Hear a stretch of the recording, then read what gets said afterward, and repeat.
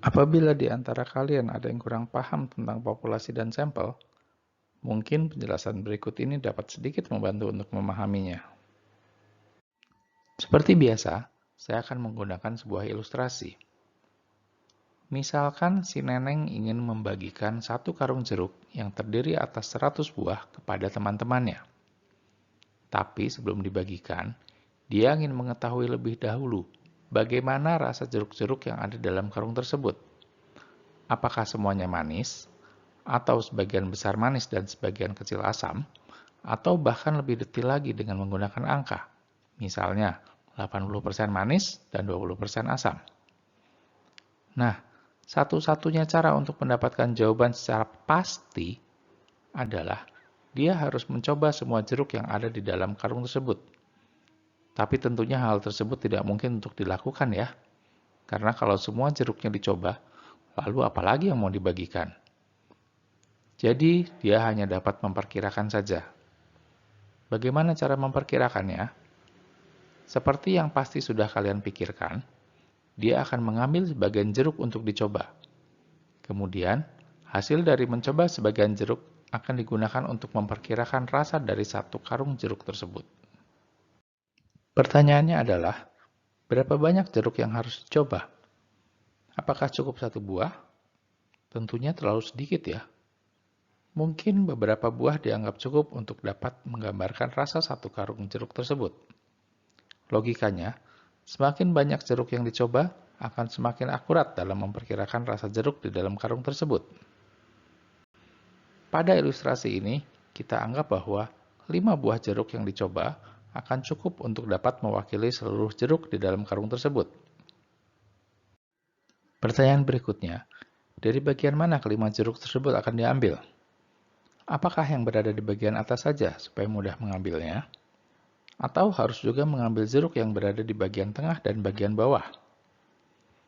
Tentunya untuk dapat menggambarkan rasa satu karung jeruk, lokasi pengambilannya harus merata, agar jeruk-jeruk yang dicoba dapat mewakili seluruh bagian dari karung tersebut.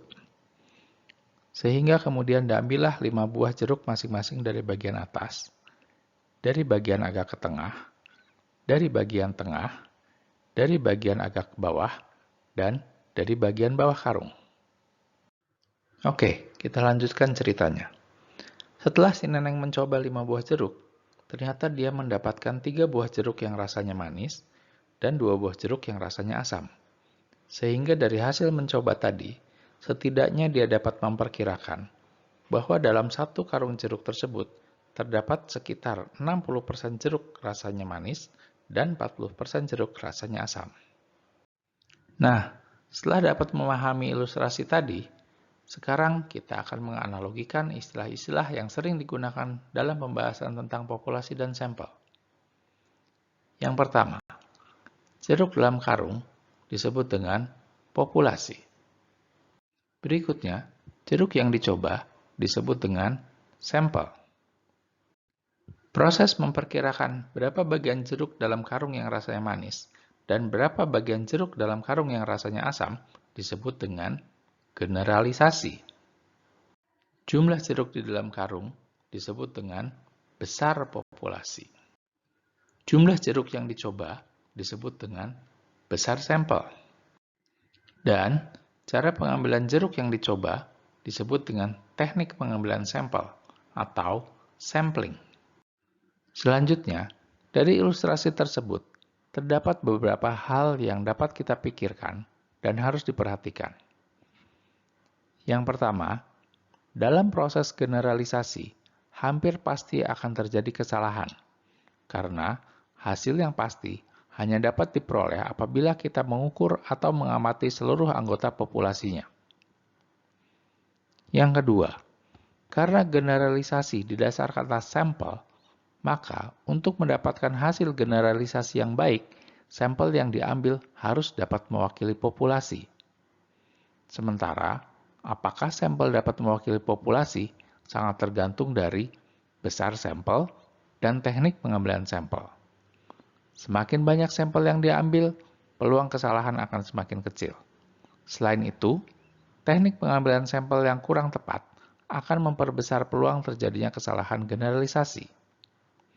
Contohnya, apabila kita ingin mengetahui gambaran rata usia mahasiswa di suatu perguruan tinggi, tapi ternyata sampel yang diambil seluruhnya adalah mahasiswa kelas karyawan, maka hasil generalisasinya adalah bahwa usia rata-rata mahasiswa di perguruan tinggi tersebut sangatlah tinggi, alias seolah-olah mahasiswanya tua-tua, padahal hal tersebut tidak sesuai dengan kenyataannya.